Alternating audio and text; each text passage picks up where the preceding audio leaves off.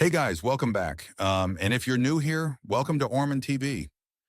This is part two of our deep dive into how vascular health affects your performance in bed, and more importantly, what you can do about it. If you haven't seen the first part yet, I highly recommend you check it out. We covered the essentials like taking your medications, choosing the right positions, and knowing when to stay in the one that works for you. You'll find the link in the description. In this second part, we're going even deeper into the part most men don't talk about but feel every time: your breathing and your pacing. These two things can make or break your experience in bed, especially if you're living with heart or circulatory issues. So whether you're looking to improve your stamina, protect your health, or just feel more confident and connected during intimacy, you're in the right place. Let's get into it. Let's talk about the fourth essential thing you need to do to manage vascular symptoms and improve your stamina in bed. Manage your breathing. Now, this might sound simple, but for many men, especially those with cardiovascular or circulatory issues, breathing the wrong way during sex can be one of the main reasons you burn out too quickly. Here's what often happens. In the heat of the moment, you start holding your breath, sometimes without even realizing it. Or you start breathing too heavily. And if you've got obstructions in your blood flow or narrowed vessels, that extra stress on your breathing can send your heart rate skyrocketing. And when your heart's working harder than it should, it can lead to dizziness, chest tightness, shortness of breath, or even force you to stop altogether. A lot of men with vascular issues develop poor breathing habits over time. But the good news is, this is something you can retrain and improve. And it starts with understanding the basics of proper breathing. First rule: try to breathe with your nose only. Yes, just your nose. Your nose is enough for both inhaling and exhaling. When you breathe through your nose, try to feel the air pressure and flow only inside your face, not down your throat or chest. That helps you stay calm and avoid lifting your chest unnecessarily. It also keeps your breathing more natural and steadier. When you first start doing this, you may feel a slight burning or tingling in your nose.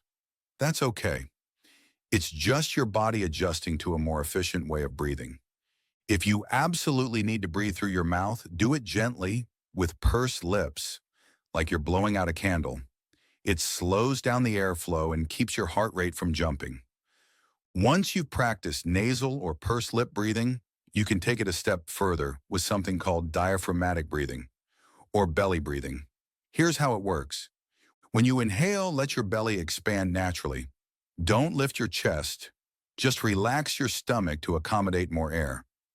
When you exhale, gently clench your core and pull your stomach back in, again, without moving your chest. This way, your chest stays calm, your lungs expand fully, and your heart stays steady, even during the activity. And here's something else to remember.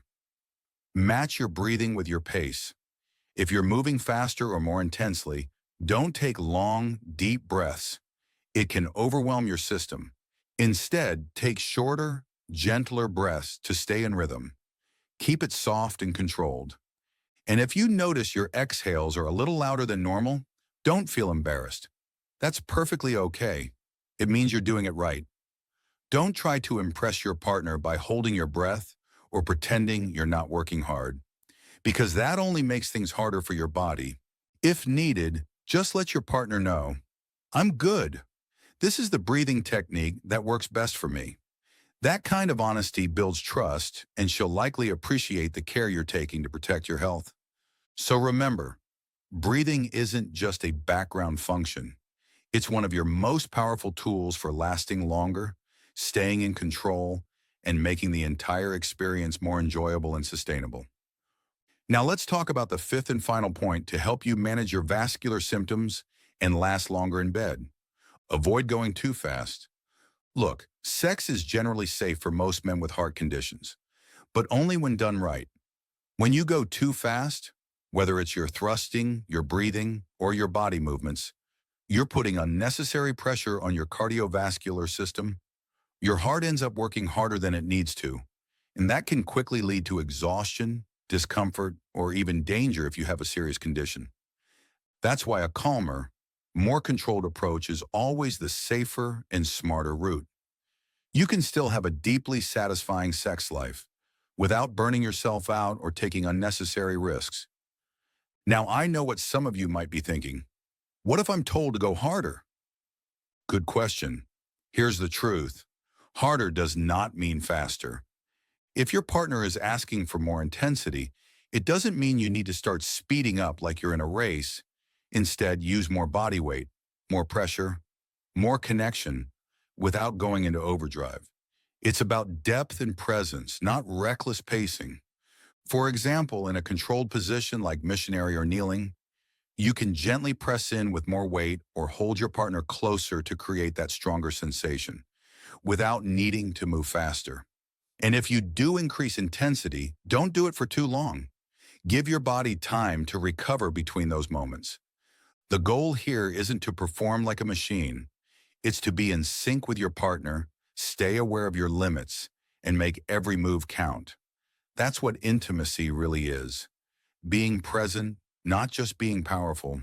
And above all else, always follow the advice of your doctor or health professional. Everyone's condition is different. Some men may need more caution than others. But one thing is universal. Pace matters. So remember, slow is strong, calm is confident, and connection is more impressive than chaos. And there you have it. Two of the most underrated yet powerful tools for lasting longer, staying safe, and feeling fully present in the bedroom: your breath and your pace. Managing your breathing helps keep your heart rate steady, your mind focused, and your body in rhythm.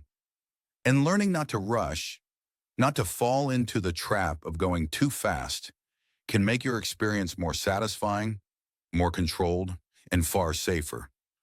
Remember, performance isn't about frenzy, it's about presence, purpose, and connection. So if you found this video helpful, don't forget to hit that like button, subscribe, and share this with a man who needs to hear it. Your support helps keep this mission going, to empower men everywhere with the tools they need for better health, better intimacy, and a longer, stronger life. Until next time, stay smart, stay strong, and keep showing up for yourself. This is Hourman TV. I'll see you in the next one.